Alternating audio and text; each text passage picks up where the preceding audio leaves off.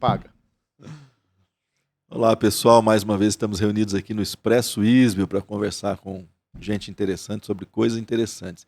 Aliás, se você não tem visto os nossos últimos episódios aí, dá uma olhadinha na nossa página do YouTube, canal do YouTube, né? E você vai ver muita coisa legal. Não só olhe, mas compartilhe também. E de preferência comente os nossos vídeos, porque ao comentar o vídeo você ajuda um pouquinho ali no algoritmo que ajuda a disseminar um pouco mais o nosso trabalho, tá bom? Hoje nós estamos aqui com Adriano Neto, grande professor Adriano, e Murilo Leal. Estamos de sócio aqui já, né? Já praticamente cadeira cativa aqui, Ele né? é bem leal, cara, o Isbio, né? Aqui tem um rodízio, né? De Pastor João, Adriano, Murilo e Maurício, né? A gente podia pelo menos trocar a cadeira, né? De vez em quando a gente pode fazer, preto, né, fazer cara? um rodízio, né? Mas o que nós vamos falar hoje? Hoje nós vamos falar de um livro que o Murilo publicou recentemente, está à venda inclusive lá na Amazon, depois nós vamos colocar o link aí para você ajudar o autor, né? Vamos fazer virar um best-seller, né? Tem cara que publica livro e dá, né? É o best giver, né? É o best... Alguma coisa nesse sentido, né? Mas o livro se chama A Complexa Coreografia de Amar e Ser Amado. Por Olha, Deus. Por Deus. Não é título curtinho não, viu, gente? Né? Só faltou um subtítulo, né, Murilo? Tem gente que faz um título enorme, depois ainda coloca um subtítulo, né? Já estava explicativo. Mas fala pra gente aí, pra gente começar a conversar sobre esse tema que é tão empolgante, né? O que você está trabalhando ali? Da onde surgiu a motivação? Olha, de onde surgiu a inspiração, né? Porque a gente tem hora que precisa de uma inspiração para escrever. Esse livro, na verdade, assim, começa no começo de tudo, né? Eu sou um jornalista que é aquela pessoa que é o observador da realidade, né? Isso. Então a gente sempre brinca, fala, o laboratório do jornalista é as mesas de bares, né? Essas conversas que a gente tem e tal. E certo dia, eu estava com um amigo meu, jantando, almoçando, ele é um amigo, assim, um cara muito intelectualizado, um cara, assim, um sujeito daqueles que a gente fala que nasce de 300 anos, sabe? Muito inteligente. E ele é um cara que ele tem todos os atributos de um cristão, assim, sabe? Um cara amável, um cara que é interessantíssimo, assim. E ele é um cara que é meio avesso à moral cristã, né? Assim, não necessariamente a moral, mas ele é um ateu, assim... eu falo que ele é um ateu praticante, né? Tem um ateu não praticante. Ele é um ateu praticante. Ele é um cara que... Ele tem muita dificuldade com a ideia da existência de um Deus, mas ele reconhece que existe uma ordem no mundo. Então, a gente teve algumas conversas muito complexas, algumas pessoalmente, algumas por WhatsApp, e eu sempre tive o anseio de passar para ele algumas ideias importantes. Mas aí eu ficava pensando assim, o que eu vou dar para esse menino ler, né? Ele já é um grande leitor, inclusive de filosofia analítica, um cara inteligentíssimo, assim. E eu falei, bom, se eu der uma teologia técnica para ele, pode ser que eu não consiga explicar aquilo que eu preciso explicar. Então eu pensei, bom, tem algumas ideias que eu já conheço, de alguns autores, algumas coisas que eu já sei que existem, que podem explicar para ele como funciona essa dança entre dois indivíduos, né? Entre eu e Deus, daí veio o título, né? Então a minha ideia foi ajudar ele, mostrar para ele.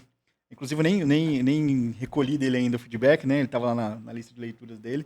Mas a ideia foi essa, né? Para pessoas que às vezes ela não consegue fazer esse salto de fé, né? Para citar aqui o Bart, né?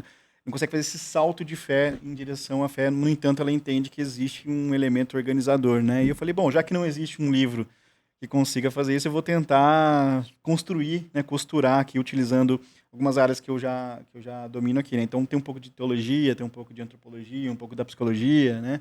Um pouco de algumas outras ciências que tentaram costurar um pouco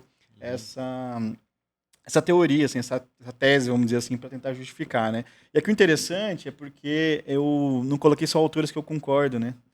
Quando você vai formular uma ideia de um livro, né? Geralmente você recolhe aquelas pessoas que você concorda. Não, eu fui buscar o que existia, aquilo que eu já tinha lido e tentei criar uma ideia para mostrar para ele que existe uma dinâmica entre o criador e a criatura, né? E que isso é natural, isso é visível de alguma forma. E mais do que isso, né? Pode ser, a grande pergunta do livro talvez seja, pode ser que você não reconheça um indivíduo, mas esse indivíduo pode te amar, apesar de você reconhecer. E aí, para fechar isso tudo, né? A ideia do livro, a minha esposa está grávida, né? E aí eu tive um pouco dessa percepção de pensar, como que você pode... o meu filho ainda não tem a consciência de que eu existo, quem sou eu. No entanto, eu ainda o amo, né? Uhum. Eu ainda, mesmo sem saber do rosto dele, sem saber da consciência dele, do que ele vai pensar, se ele vai me amar ou não, se ele vai corresponder a esse amor, ainda assim eu amo e amarei pro resto da minha vida, né? Mesmo ele não sabendo da minha existência, não concordando com tudo que eu sou, né? Então, eu trabalho um pouco essa ideia de que é possível você ser amado mesmo sem conhecer essa estrutura. E aí a ideia não é nem convencer, eu até falo lá no prefácio, a ideia não é nem convencer ninguém de que Deus existe, mas é mostrar que existe uma janela, né, de possibilidade de que exista algo que você não conhece. Então a ideia era um pouco Legal. trabalhar isso, sabe? A gente estava falando agora há pouco aqui de um patrão que eu tive no passado, que quando ele não tinha uma ferramenta para fazer o trabalho dele, ele inventava a ferramenta, né?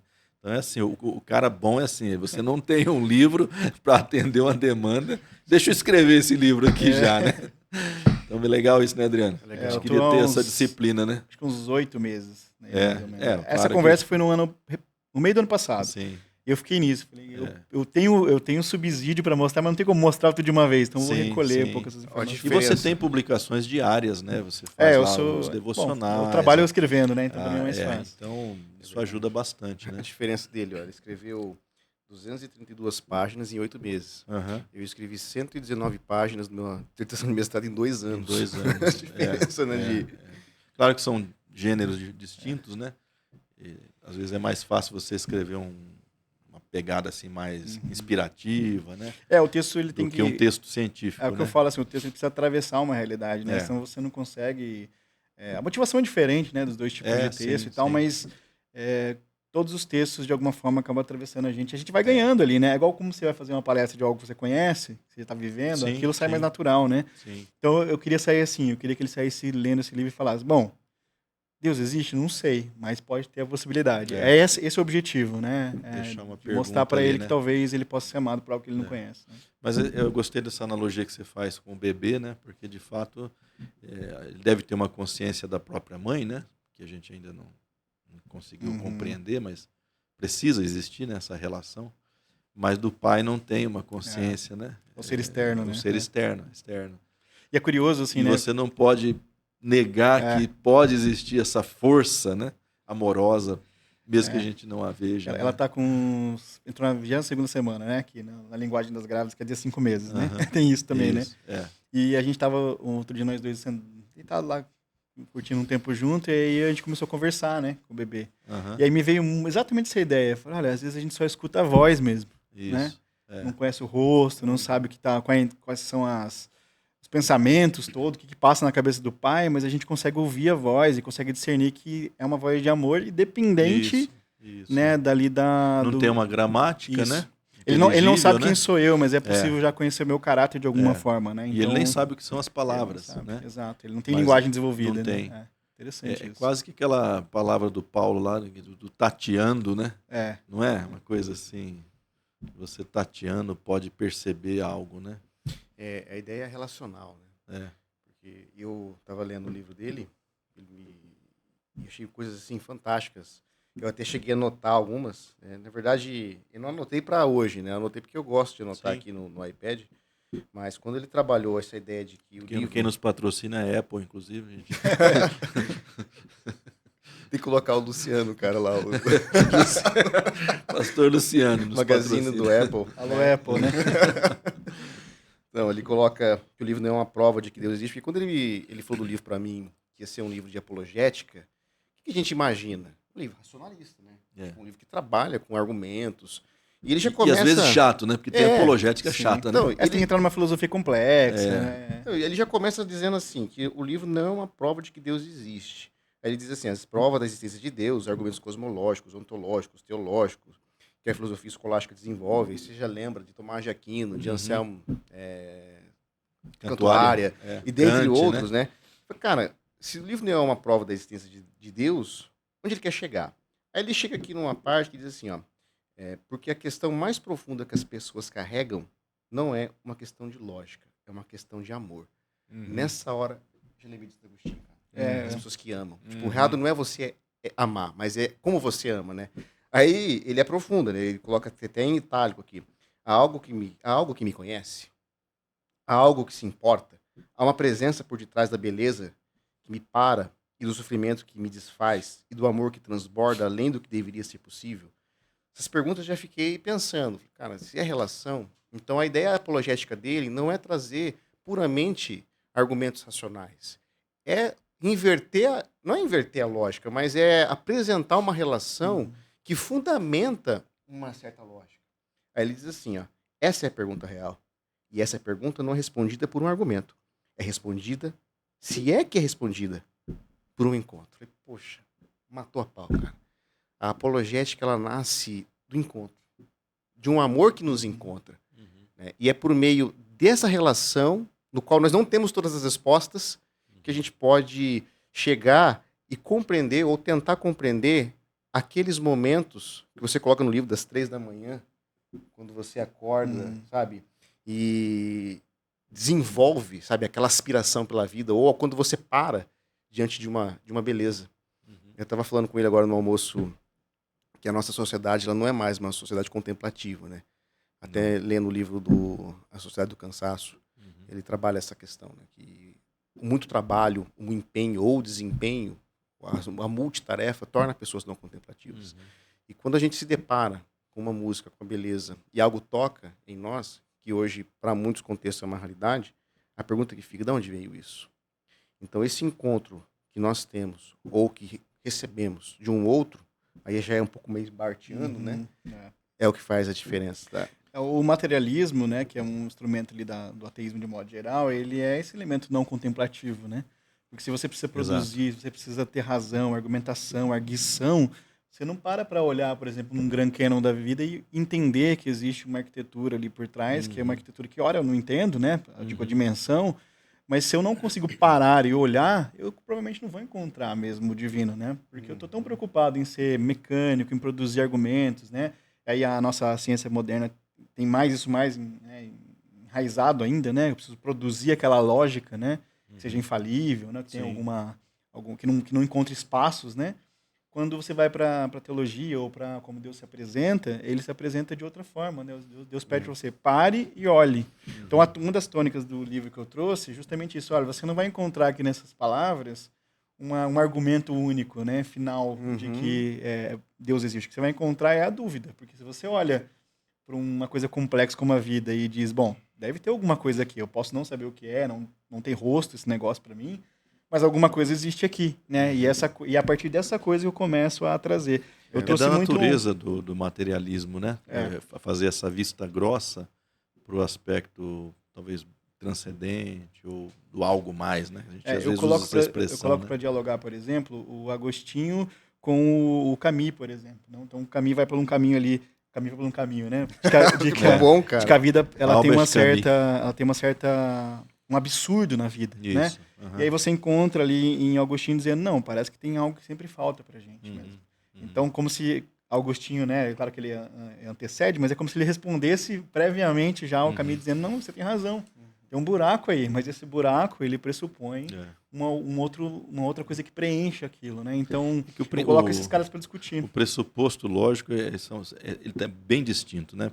O Agostinho vai trabalhar com Deus como fundamento, né?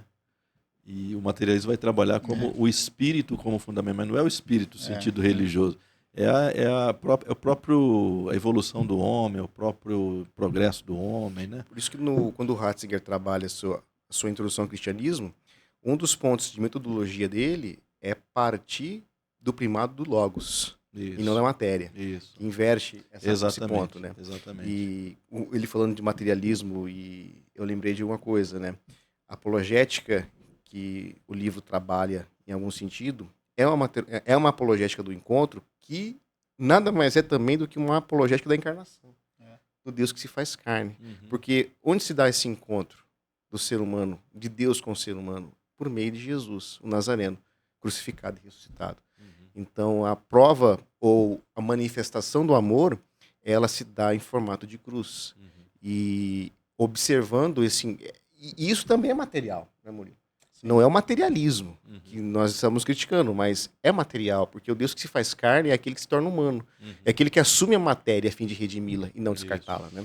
Eu tenho um dos capítulos lá que eu dialogo nesse sentido com o Moltmann também, né? Aquela coisa da teologia do sofrimento e tal. Lá no final, depois de tentar levantar a possibilidade, eu trago também isso, porque esse é um argumento muito forte, né? mas o sofrimento tá aí, né? E, então o Deus seria sádico, ele seria, né, um cara que ele não tá olhando muito pra gente. E aí eu trago essa coisa do Moltmann, da teologia do sofrimento, para dizer que Deus se apresenta no sofrimento. Ou seja, em última análise, ele está lá na cruz. Tem uma né? apologética encarnacional. Jesus, Deus para se tornar o incompleto, ele precisa se esvaziar. E nisso há também uma intenção de encontro, né? Como a gente está usando. Então, é trazer para ele essa ideia, dizer, ó, a teologia não é só para você, não é só a gente tentando encontrar o divino, mas é o divino também num sentido contrário, indo ao encontro do ser humano. Né? Ou seja, ela é encarnacional e cruciforme. Perfeito. Eu estou vendo aqui os autores que ele dialoga, né? Dá aquela inveja, sabe? Pô, o cara fez uma trilha, cara. Ó, São João da Cruz, Agostinho, Pascal, Lewis, Carbart, Moltmann, Hans Urs von Balthasar. Cara, foi lá pro Suíço, inclusive cara. esse foi você que me apresentou, inclusive. Ó, Thomas Merton, aí tem o Levinas, Viktor Frankl, Ludwig Wittgenstein. Gente de peso, hein? Cara, você fala, meu, dá vontade de não parar de ler, cara. Não, esse que é o bom livro, né? Que você quer terminar, né? É um livro que você quer eu jogar quis- fora já no primeiro terço, né? A ideia era essa, assim, igual eu falei, pegar tudo aquilo que eu já tive contato com essas Isso. ideias e tentar costurar uma Legal, lógica entre elas, muito né? bom. O Viktor Frankl, apesar de ele estar lá mais na psicologia, né? Ele é um cara que trouxe uma resposta pessoal a mim também. Quando eu lembro que quando eu tive contato com a psicologia dele, né, com a teoria psicológica dele lá, a logoterapia, eu olhei para aquilo e falei, legal, mas não sei se responde todas as perguntas. Até eu li a biografia do próprio autor. Tem busca de sentido ou não? O Em Busca de Sentido, do Viktor Frankl, né? Até eu li a biografia dele. Não, o Busca de Sentido eu li, eu pensei, legal, interessante, responde bastante coisa da sociedade moderna, eu acho que faz sentido dentro da psicologia e tal. Até eu ler a biografia dele e as histórias que ele só. atravessou. Então, eu tive esse cuidado de todos os autores que eu citei lá, antes de citar, trazer a teoria, trazer também um pouco desse corpo biográfico dele, né? Porque isso atravessa também a nossa experiência, né? Então, quando você pega ali, por exemplo, a gente citou aqui o Frankl, né? Aquela ideia da busca de sentido parte de um sofrimento pessoal ali, né? E até coletivo de um modo geral, né? Então, quando você depara com aquilo, você olha e fala, bom, então se todas as pessoas precisam de um sentido para sobreviver, então qual é esse sentido? E aí é a busca do Frankl, né? Em tentar sugerir alguma coisa nesse sentido, né? Então, eu queria, pensando naquele meu amigo, era dizendo assim, tá vendo? A antropologia traz boas respostas, a filosofia traz boas respostas, mas tem gente que está fora desse escopo. E que atravessou pelo sofrimento, atravessou dificuldades, atravessou uma experiência com Deus, até inclusive de decepção com alguns deles, né?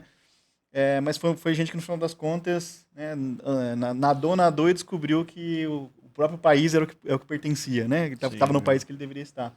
Então, é um pouco mostrar que essa lógica de não entender quem é o Jesus crucificado é uma lógica de correr e não sair do lugar, né? No final das contas, a gente se depara Isso com que o Adriano falou do encontro, às vezes eu fico pensando, será que a pessoa é convencida das verdades espirituais ou dessa realidade puramente de uma maneira racional? Porque esse é um reducionismo que a ciência... Não vou dizer a ciência, tá? Vamos dar nome aos bois, né? Mas o racionalismo, né? Fez em nós, né? Porque assim, se você lê C.S. Lewis, ele foi estudar para questionar, né? Para se contrapor. Acaba se tornando um cristão. Você vai ler lembrar outra figura que passou por esse mesmo processo, talvez o Francis Schaeffer, né? Francis Schaeffer também fez o mesmo caminho. Então, vou ler, vou conhecer o Novo Testamento para questionar e desmontar. Não é só uma questão de convencimento. Puxa, eu cheguei aqui por A mais B de que isso aqui é verdadeiro. Eu acho que tem um elemento relacional ali que vai surgindo enquanto você está lidando com as histórias, com os textos sagrados. Não tem isso também? Porque a figura do Cristo, né? Ela é uma figura... assim, se você olha... Eu diria quase arquetípica, né? Ela vai mexer ela é de um com a certo gente. modo, né? Ela também, vai mexer com a gente. Mas ela é o cara que não se protege, é o cara que diz pra dar quando tem que recolher. Então é toda uma lógica que é difícil alguém que é ser humano, que bate o coração lá dentro, não olhar pra uma figura dessa e falar, tudo bem, pode até não ser o Deus, mas esse moço aí é diferente, esse cara, ele tinha uma cabeça... essa impressão que eu tenho, vamos imaginar que você nunca conheceu o Novo Testamento, agora eu vou ler o Novo Testamento para desmontá-lo. De repente eu começo a gostar daquela figura sem necessariamente acreditar nos argumentos dos escritores, né? Porque ali você tem escritor e o personagem. Sim. Mas de repente eu começo a gostar tanto desse personagem que aquilo vai desmontando dentro de mim as barreiras intelectuais, né? Acontece Que muito. promove o encontro. Isso. Eu não lembro agora um jornalista, eu esqueci o nome dele agora, mas ele fez um processo parecido, né? A esposa era muito cristã e ele começou, por ser um bom pesquisador, começou a trabalhar para resolver o problema dentro de casa, vamos dizer assim, né? Para dizer, essa mulher tá maluca, né? Por uma figura alucinada aqui. E ele começa a estudar e ele mesmo conta depois no livro, é uma coisa ali, esqueci o nome dele agora. E ele fala assim que ele começou a ver as reações que o Cristo das Escrituras, principalmente dos Evangelhos ali, né, não era o que ele esperava de Deus, né? Ele esperava uma outra posição de Deus e não uma exposição de fraqueza, de fracasso em determinada, né, perspectiva, um cara antipoder, né, anti tudo que ele imaginava que era a figura de Deus. E aí ele olha para aquilo e fala, peraí, ou ele é um lunático, ou ele de fato é quem ele diz que ele é, né? Aquela conclusão óbvia. Sim. E aí ele começa a pesquisar mesmo sobre a vida daqueles que seguiram, né, dos discípulos. E aí ele descobre que a igreja, como toda a história da igreja, né, deu a vida inteira por causa daquilo. Ele fala, cara, tem alguma coisa aí. E aí depois o processo de fé dele, né, atravessa esse momento aí de desconfiança, de compreensão de quem é o Cristo e tal. Mas ela decorre no final, ele fala de um salto que ele teve que dar pessoalmente. Um dia que ele diz assim, quando eu desisti da minha lógica. Quando ele fala, essa lógica aqui não está funcionando mais para mim. E aí ele entra nessa experiência com Cristo. Aí aquelas coisas, né? Entra na comunidade, começa a participar, experimenta do amor dos irmãos, né? E ele olha para aquilo e aquilo fica fascinado. Então existe... eu conheço uma pessoa também que ele atravessou uma conversão intelectual mesmo. Ele é uma pessoa intelectualizada e ele precisou de uma conversão intelectual primeiro, depois ele experimentou da comunidade. Mas também conheço gente que é iletrada, que um dia está numa oração, o coração queimou e aquele negócio se transformou, né? Então, é isso que eu queria mostrar para esse meu amigo, dizer, bom, se a gente está procurando aqui razões, né, coisas que possam trazer argumentações, isso é um caminho, mas existe um caminho também que você precisa ser atravessado pela experiência, né? Então, abra o coração para a experiência, independente da lógica, porque a lógica, você vai acabar adquirindo isso posteriormente, mas a experiência não tem como te passar, né? E se for só lógica que te convence, uma hora ela pode ser desmontada. Exato, você vai encontrar uma contra-lógica e muda, cara né? bom que vai desmontar a tua lógica, mas a experiência é segura, né? Exatamente. O C.S. Lewis, sobre a autobiografia, Surpreendido pela Alegria, ele traz algo bem interessante disso que você colocou e o Murilo, né? Ele começa assim, ó, então um grande pescador pegou o seu peixe, e eu nem sonhava que o anzol se cravava em minha língua. Aí ele pega e coloca assim, o leitor precisa imaginar-me sozinho naquele quarto, em Magdalen, noite após noite, sentindo, sempre que minha mente se desviava um instante que fosse do trabalho, a aproximação firme e implacável dele, aquele que com tanta determinação eu não desejava encontrar. O que eu tanto temia pairava afinal sobre mim. Cedi, enfim, no período letivo posterior à Páscoa de 29, admitindo que Deus era Deus, e ajoelhei-me e orei. Talvez naquela noite, o mais deprimido e relutante convertido de toda a Inglaterra. Fantástico, olha a experiência do Lewis, cara. Ele se define assim, né? E é curioso, um dos capítulos também, não lembro agora qual é, mas um dos capítulos eu converso com uma psicanalista, ela chama Ana Maria Risuto, e ela tem um livro que ela explica muito como a figura que a gente desenha sobre Deus também impacta em como a gente vai atravessar essa fé. Exato. Então, ela diz assim, por exemplo, né, ela dá esse exemplo claro, que é nossa experiência na nossa paternidade faz com que a gente tenha uma impressão de Deus e isso também se aplica à nossa experiência. Então, e isso, a cultura, né? também te oferece representações distorcidas. Né? Isso. Então, muitos dos ateus que eu conheço são pessoas que não rejeitam o Cristo como rejeitam o modelo que foi apresentado para eles, rejeitam, às vezes, uma experiência ruim que teve, né? Ou um modelo mental que foi adquirido. Então, principalmente quem fala, por exemplo, que a fé cristã é uma fé infantilizada, né? Aí eu digo, do lado de cá nós temos um C.S. Lewis, né? Não, como... tem gente de peso, tem né? muita gente de peso lá de cá. Tem Pascal, tem Newton, o Pascal, tem Agostinho. Ou seja, nós temos aqui, então, que é isso? É um ataque a um modelo, né, de pensar. Então, muitos deles absorvem esse modelo de pensar e ele fala, bom, tudo que vem desse lado de cá para cá, eu rejeito de todas as formas, né? Então, É uma... É um problema com o fã-clube, na verdade, né? Eu já ouvi isso, né? Eu gosto do teu Jesus, mas o fã-clube me atrapalha. É um problema de mentalidade, né? É uma mentalidade reduzida à Sim. experiência ruim que ele teve, né, Ruim. cara? Eu costumo dizer sempre Normalmente. assim, né? Vamos imaginar assim que eu não gosto do Corinthians. Ele fala, por quê? Porque a torcida é muito truculenta. Tá, mas isso fala sobre a Corinthians torcida. é ruim mesmo, cara. Não, mas daí tem que transcender, né? É diferente. Agora que ele falou do Corinthians, né? Vamos fazer aquele break para fazer o comercial, né? Nós estamos aí, gente, no início de um módulo. Começou ontem, na verdade, com o pastor João Lenz, trabalhando na NT3, Epístolas Gerais, Apocalipse. Hoje, o professor Adriano estará com o Novo Testamento 2, Apóstolo Paulo. Um caso também muito interessante de conversão, né? De mudança de posição, porque é o perseguidor da igreja, né? É um homem religioso, sim, tal, mas ele é o perseguidor de Cristo, né? E aí a vida dele muda completamente a partir da experiência, né? Experiência de novo aí, né? E amanhã nós trabalhamos cultura e religiosidade brasileira, tá? Então entra lá no nosso site, faz a inscrição, acompanha a gente aí. E por favor, né? Divulga o nosso trabalho, ajuda a gente aí, ajuda nós, tá? A divulgar o trabalho. Você, no livro lá, você trabalha os argumentos clássicos ou você não deu muita bola para isso, achou que não tinha muita... Não, eu acho que Já que você está pensando num leitor que era qualificado, né, vamos dizer assim, né? eu passo bem, assim...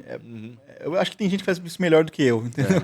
Então a minha ideia era estabelecer, mas assim, eu acabo passando pro sofrimento, né? Aquela coisa do problema do mal, isso acaba atravessando um pouco ali essa questão. Mas eu não entro tão a fundo, porque a minha ideia ali é estabelecer com essa pessoa a possibilidade, né, dela olhar diferente para um olhar que ela já tem, né? Então, a ideia não é convencer, não é trazer argumentos ou contra-argumentos em relação a isso, né? Mas alguma coisa ou outra eu passo. Eu sei que o problema do mal, eu lembro que eu passei bastante ali.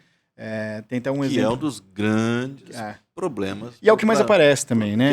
Numa mesa de debate. É a pedra do ateísmo, né? Vamos dizer assim, é a grande pedra do ateísmo. E aí eu respondo como a última, né? Essa coisa da teologia do sofrimento, Sim, dizendo, sim. não, Deus é co-participante do sofrimento. Isso. E às vezes, inclusive, é o próprio sofrimento, né? Trago alguns elementos ali.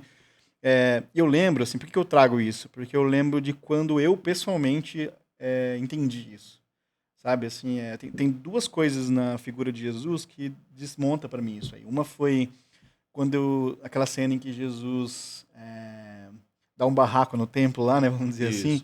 Aquilo, quando eu li, eu tinha talvez ali uns 12, 13 anos, aquilo inverteu a minha expectativa em relação a Deus. Porque eu pensava que Deus era aquele bonzinho. O que aconteceu com Jesus? Será que ele perdeu a mão? Surto, né? Será que ele esqueceu que ele era Deus, né?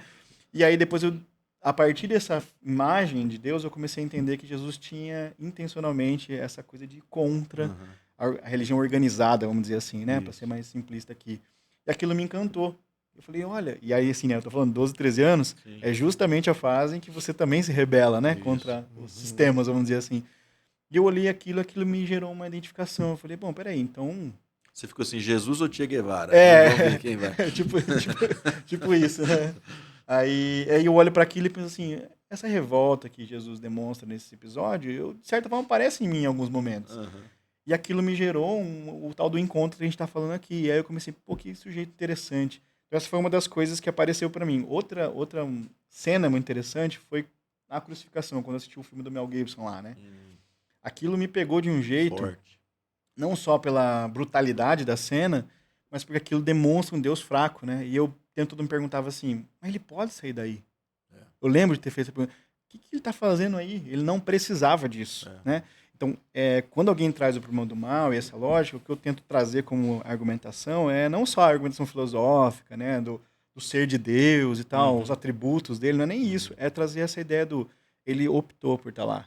Né? Dentro da sua humanidade, da sua participação na humanidade, Deus desenvolveu, sim, um apego pelo sofrimento, no sentido de que aquele sofrimento ia produzir coisas maiores, né? Como diz o apóstolo Paulo também.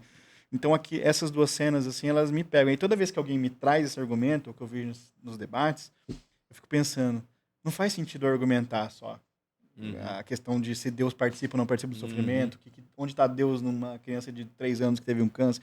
Essa não é a pergunta correta, né? Eu até trago no livro. A pergunta correta é, por que Deus não seria, então? Por que Deus não estaria aqui? Sim. Né? O Queiruga, acho que ele trabalha, né? O André Torres Queiruga, que ele trabalha essa questão de a gente ter que desfazer um pouquinho daquela imagem que a gente tem, daquela concepção, né, do Deus, eu diria assim, tão poderoso, tão grande, tão exaltado, que ele não tem como assim, se misturar com esse sofrimento, porque isso daria uma ideia de fraqueza, né? Mas aí ele vai dizer assim, não tem outra forma de você ser relacional se você não se esvaziar da sua posição. E o esvaziamento, a gente tem ali no apóstolo Paulo, né? Lá em Filipenses, uma ideia muito clara do esvaziamento de Cristo, né? Mas no judaísmo também tinha, né, Adriano, aquela ideia do zinzum, né? Que Deus precisa se ausentar. Ele abre espaço para para que um abrir outro espaço exista, para que um outro exista. que não seja ele mesmo. Né? Porque né, é uma relação muito desigual, né? É. Muito desigual. Então você está falando do ser mais sublime que vai se relacionar comigo. Se ele não faz essa redução, vamos usar essa palavrinha ruim aqui, né?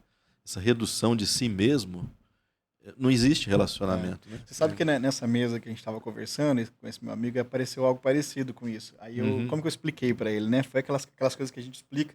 Você fala, de onde que eu tirei isso, né? É iluminação mesmo de Deus, parece. Eu falei para ele assim, ó, vamos imaginar que eu tenho um carro assim, ele é apaixonado por carros também, né? Vamos imaginar que eu tenho uma Lamborghini, assim, né?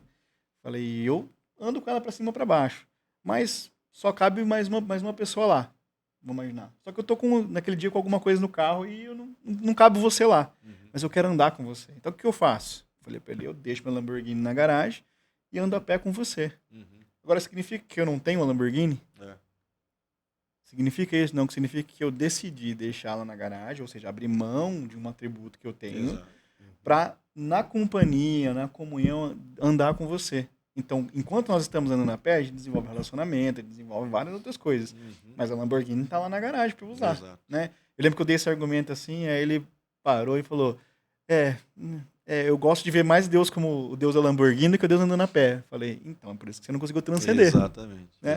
É justamente esse, porque se você transcende, se você faz esse movimento na nossa vida, você fala que a Deus é mais custoso estar no relacionamento do que a própria Lamborghini. A gente associou muito, e a própria Bíblia faz isso, né? A gente associou Deus com o rei, né?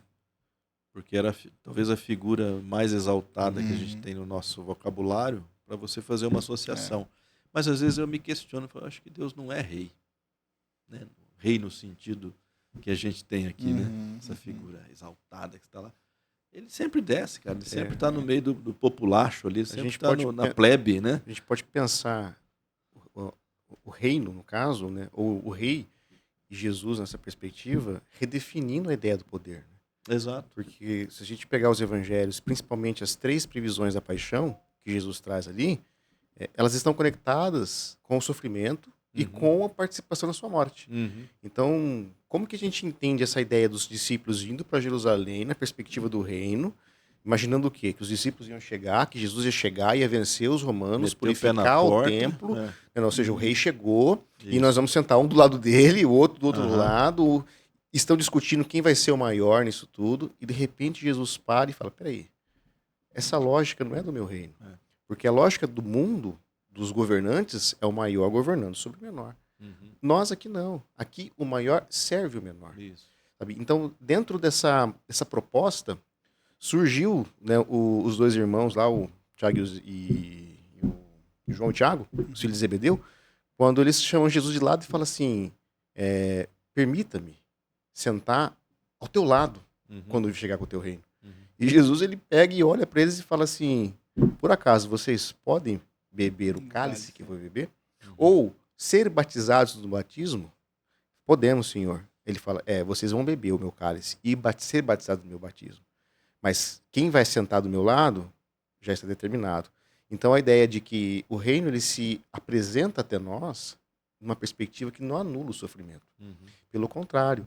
Então a redefinição do poder visto em Jesus é que nós, unidos a Cristo, compartilhamos o seu sofrimento. Talvez a gente entendeu mal o termo rei, então. Exatamente. Né? Quem sabe o termo rei. Eu imagino... Originalmente é de fato aquele que está servindo, né? Isso. Eu imagino como pode ter sido meio ansiogênico andar com Jesus, sabe? Em que sentido? é assim, tá, então vamos fazer tal movimento. Aí quando tá quase lá, Jesus fala, então, nós vamos voltar. Não é por aí. Aí você fala, mas nós estamos chegando. Aí eu falo, não, tudo bem, mas agora eu quero mostrar pra vocês que o caminho é o contrário. Aí volta, ponto zero. Aí quando de novo, constrói. Quando tá quase sentando lá no trono, ele fala, então, mas aí esse trono aqui não é meu. Aí volta. Então, assim, eu imagino aos discípulos o quanto foi ansiogênico andar com Jesus. certeza. Eu digo pra alma humana mesmo. E é até hoje, né, pra alma humana isso. Então, no diálogo aqui, eu dizia isso para esse meu amigo. Eu falava assim para ele que a gente não consegue conceber a ideia de um Deus porque a ideia já está preconcebida na nossa cabeça. O alvo de quem é Deus já está estabelecido. Então, se ele não faz o caminho que eu imagino, né, que ele seja, eu abandono no meio do caminho. E o Deus construído por pessoas dessa envergadura que você está colocando reflete aquilo que o Vanderlei falou do reino. Eles não estão fazendo a ligação de que o Deus que nós cremos, ele se manifesta na cruz. Eles estão imaginando que o Deus que nós pregamos é aquele do reino, aquele que é poderoso. Só que, cara, os reis desse mundo. Quando eu paro e vejo o apóstolo Paulo, por exemplo, dizendo que se gloriava na cruz de Cristo, fico pensando, hoje nós andarmos por aí com uma cruzinha no pescoço, ou tatuar uma cruz no braço, ninguém vai falar nada. Apenas vai dizer, esse cara aqui é um cristão. Mas no primeiro século, dizer que era um seguidor do crucificado era paradoxal e vergonhoso. Sabe? E Paulo vai dizer para os romanos, eu não me envergonho do evangelho. Então, olhar para o Deus construído por meio da mentalidade moderna, ou até mesmo uma divindade que é refletida pós-evolução industrial, porque é o que vai basear muitas das reflexões sobre Deus hoje, principalmente a questão que envolve poder, empenho, coisa do tipo, é uma coisa. Mas quando eu paro e olho para Jesus, observando que o rosto de Deus se manifesta no crucificado, isso destrói as minhas concepções de divindade. Então, a cruz, ela deixa de ser um acessório apenas. Ela é o sinal do amor. E se eu estou unido a Cristo, testificado pelo batismo, eu compartilho desse sofrimento. E como isso muda a nossa vida, né, em particular, porque se você tem uma visão de um Deus que serve, não dá para eu tentar me colocar um pouquinho acima, né, que seja, né, não tem essa possibilidade. E esse Deus que serve chamou os seus de amigos. De amigos. E aí entra a lógica do amor e do encontro que o Murilo trouxe. Aí isso me chamou a atenção, porque quando ele fala de encontro, eu cheguei aqui a ver pelo menos 2 autores que ele trouxe, judeus, né, que é o Martin Buber e o Levinas, um falando da relação do eu e tu, e o outro, que é o Levinas, trabalhando no conceito de alteridade, que é a questão do outro.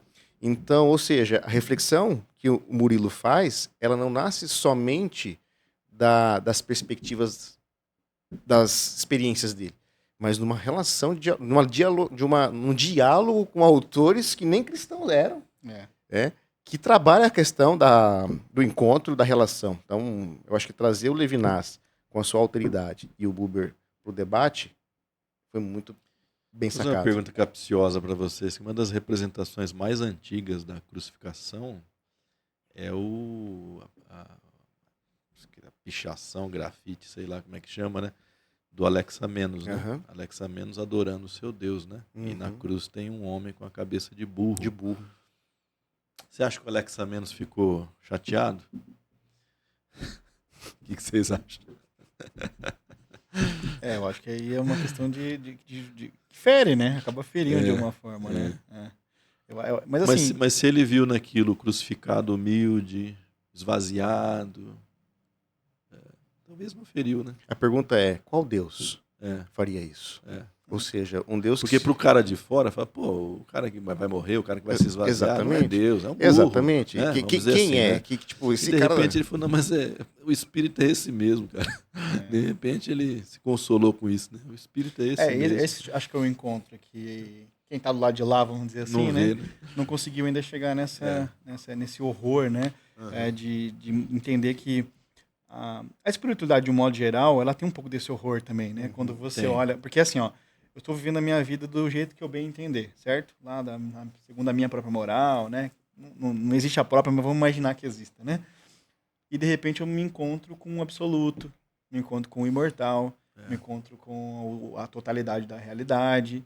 Isso não dá para atravessar e continuar na mesma toada, né? Então, isso também gera um assombro. E outra coisa, cara, partindo da sua imagem que você falou, Hoje nós não sabemos, nós não temos ideia, a não ser por meio da literatura, do horror de uma crucificação. Então o Flávio Josefo mesmo traz relatos assim impressionantíssimos. E eu perguntei justamente por isso, porque às vezes a gente vê Jesus sendo representado, por exemplo, num carnaval, e a gente fica revoltadíssimo, né? É uma blasfêmia, não sei o quê. Mas quando você volta naquele trilho da Via Crucis, é justamente o que está acontecendo com ele.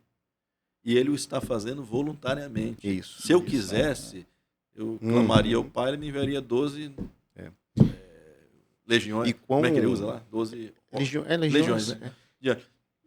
Mas é isso mesmo que eu estou querendo fazer. Exatamente. E outra, quão horrorizadas as pessoas ficaram ao observar. Sim. Porque ele não estava ali bem arrumado. O Jesus da cruz, aquele que carregava a sua cruz, ele não estava como os filmes de Hollywood apresentam. Não, bonitinho, limpinho. alguma, né? Não, ele estava muito feio. É a descrição do servo sofredor. Muito nós feio. olhávamos para ele, os nossos olhos E outra, causava repulsa. então né? assim, sangue seco, devia estar com cheiro ruim, Sim. fraco porque não comia, não Sim. bebia. Então era uma situação, era uma imagem não bonita de ver. Então agora você pega esse cara, que é o profeta de Nazaré, sendo morto violentamente pelo castigo pior do primeiro século, que era a crucificação, e de repente as pessoas continuam pregando, não excluindo a cruz, porque você pode ver que o apóstolo Paulo ali na década de 40, 50, quando ele pregava, ele deixava claro da cruz. Então eles não excluíam a cruz do discurso, pelo contrário, a enfatizavam. Que loucura é essa? Evocando um símbolo que hoje nós... Exatamente. Não, isso é uma loucura. É igual você pregar hoje e evocar a cadeira elétrica, né? O fuzilamento, né? Se os caras falavam Quer da dizer, cruz... você é maluco, Os cara. caras é maluco. Eles estão falando assim, o Jesus que eles pregam morreu numa cruz, como condenado. Aos olhos dos romanos, numa perspectiva mais evolucionária, ou aos olhos dos judeus como um blasfemador, mas é esse Jesus crucificado, aí que surge a ideia da vitória de Deus, né? A vitória de Deus se dá por meio do paradoxo da cruz. Isso. O Eu vou me gloriar na cruz. Isso o muda paradigma tudo, né? é interessante aí, porque, vamos dizer assim, os dois públicos-alvos das escrituras ali, né, vamos por os gregos, principalmente, e os judeus, essa ideia, é o que Paulo fala depois, ela é escandalosa para os dois. Para os dois. Exato. Porque os gregos viam, né, o panteão como aquela coisa inalcançável, invencível, e os judeus viam essa mistura entre o homem e Deus é impossível de acontecer. Impossível. Então, ou seja, eu acho maravilhoso quando o Paulo traz isso, porque ele deixa claro justamente esse escândalo, né? Ele usa a palavra escândalo, né? Porque, de fato, aquilo era um horror. Eu gosto, às vezes, de fazer um exercício, né? Minha cabeça de narrativa, né? Gosto de fazer um exercício, às vezes, de imaginar algumas conversas em volta do... Não estão no texto bíblico, mas poderiam estar, né? Vamos dizer assim. Fico imaginando, assim, às vezes, um dia depois da crucificação de Jesus, assim, tá num bairrozinho lá, né? O pessoal olhando e falando, menina, você viu lá o que fizeram com o filho do Zé? Rapaz, esse menino era bonzinho, né? O moleque cresceu com a gente aqui. Talvez foi ele que fez essa mesa nossa aqui, né? Tirando salvo a questão da marcenaria e tal. E aí eu olho e falo assim, o que esse menino fez? Que colocaram ele numa cruz daquele jeito, né? Vamos imaginar que fosse possível essa conversa. Esse escândalo, ele estava em todos os lugares. E a outra vai falar assim, olha, não sei, mas tem alguma coisa ele fez, hein? Porque não é assim que vai matando qualquer um assim, de repente, né? Alguma coisa ele fez. Merceneiro bom, merceneiro morto. Então, exatamente. Mas assim, também não só isso, né? E também assim, olhar talvez e pensar assim, que tipo de escândalo apareceu nisso? E aí eu quero dizer assim, porque eu tô trazendo isso aqui para a mesa. Talvez aquele que ainda não conseguiu passar por lado de cada força, vamos dizer, foi alguém que não se deparou com esse horror. Porque ele olha para aquilo e ele fala, isso não tem nada a ver com Deus. E a gente deixou Jesus palatável demais, então não tem como provocar isso. Nós atenuamos Jesus. Né? Se Jesus é né? Como já ouviu até uma pregadora brasileira falando que é uma coisa gostosinha, quentinha, como é que você vai ter esse horror, né?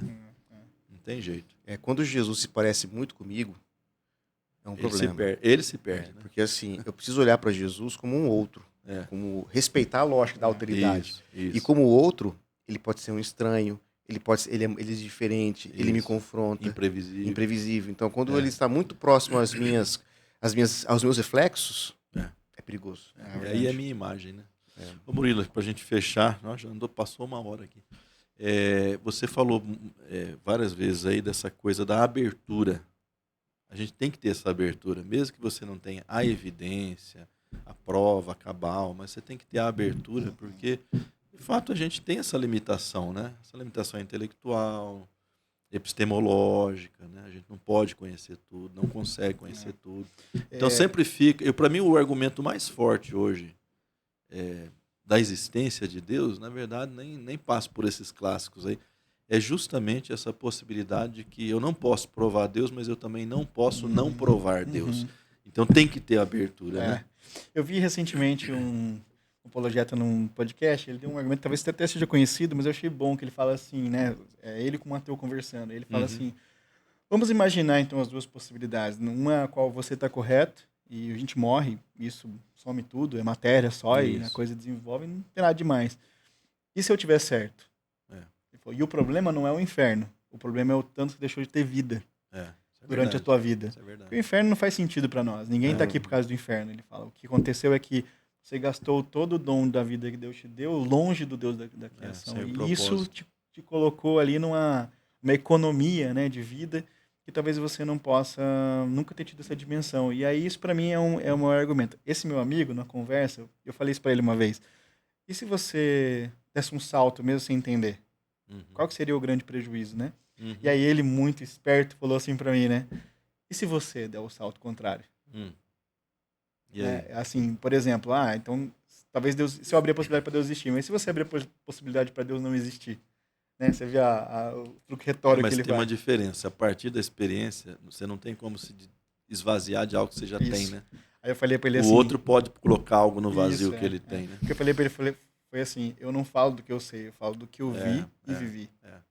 Fazendo uma referência. Que é o argumento que a gente vê nos personagens bíblicos, né? Eu falei pra ele, assim, o que eu vi e vivi, não é o que eu sei. Porque o que eu sei ainda é muito pouco, o que a gente sabe sobre Deus ainda é muito pouco. Sim, claro. Mas o que eu vivi, isso tá comigo e tal. Então eu tô te convidando para a experiência, não tô te convidando para você adquirir um novo conhecimento. Uma nova crença, né? A possibilidade de você olhar e falar, talvez haja mesmo isso. E se existir isso, a minha vida inteira vai ser ressignificada. Se eu, por acaso, fizer o mesmo salto que você está dizendo, talvez eu possa... a gente estava no churrasco, eu falei, posso pegar essa faca aqui e ir para cima de você. Porque não há mais nada que me impeça de fazer isso. Ainda trouxe um argumento moral nesse sentido. Daí ele diz assim, talvez seja uma possibilidade mesmo, mas por enquanto ainda tenho muito a viver. Então ele fez aquela conta, né? Que o Jovem Rico fez, que o Nicodemos fez, né? Que não existe que essa ainda, conta, né? ainda não vale a pena, entendeu? Quando vale a pena, eu vou para Deus e tal. De hoje para o futuro não existe essa coisa. Não tem o crédito, não tem esse crédito. O mercado fecha rápido. Fecha rápido e a qualquer hora, né? Mas é interessante porque esse truque dele me fez pensar nisso mesmo, assim, né? Por que então eu não faço o movimento inverso? Por que eu não escrevi um livro contrário, né? Porque eu teria que negar toda a minha vida para fazer isso. É existencial mesmo, né? Como o salto é existencial. Né?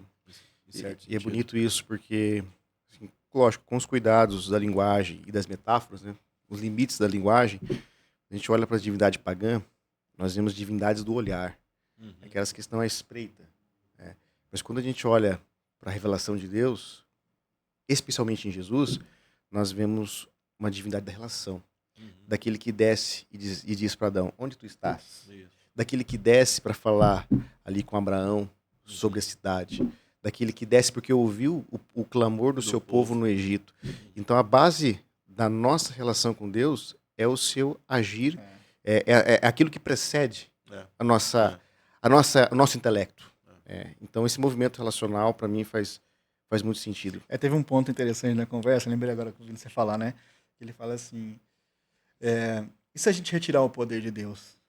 O que sobra? Eu falei, não precisa, ele próprio fez isso.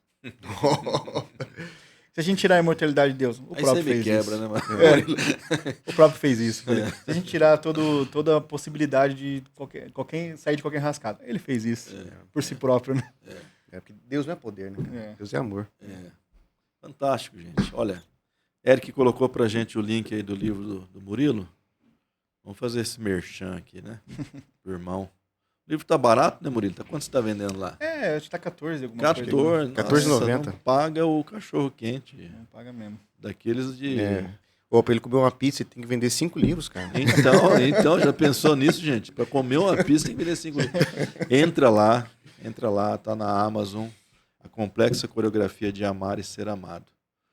E, obviamente, que você fala, não sou um ateu, eu creio em Deus. Mas vale a pena você conhecer, porque você vai conversar com pessoas que muitas vezes têm essas dúvidas, têm essas dificuldades, você vai poder ajudá-las também. Além de que você vai ampliar o seu repertório de autores, de argumentos, né? Estou preparando um outro aqui, mas depois a gente conversa sobre isso. O cara é uma máquina de escrever, não, cara. Assim, são não, coisas... eu queria ter esse dom que eu já são coisas que eu já tinha produzido e tal, né? E eu veio também não desse mesmo amigo, mas de outro. E a gente estava falando qual é o poder do pecado, né? Então eu intitulei assim, né? Para aqueles corações que o pecado rasurou. Né? Querendo dizer que a gente pode se livrar da culpa, da angústia, né? E mais da psicologia, mas depois a gente... Tá no prelo, né? Você percebeu que os livros dele nascem por meio da relação, por meio do diálogo. Isso. Fico pensando, cara, do nosso diálogo de hoje, o que vai nascer de livro? Qual será que é o tema que vai surgir? Dá pano pra manga. Legal. Entra lá então, já baixa o livro do Murilo, compra lá, tá bom? E aproveite, bom conteúdo. Conteúdos assim não saem todo dia, não. Tem livro aí que Deus me livre, gente. Eu, se fizesse fogueira, era poluir o meio ambiente. Eu duro que se colocar algum livro na fogueira, de tão ruim apaga o fogo. Não, exatamente. Então, vamos ler coisa boa, tá bom? Abraço. Falou. Valeu.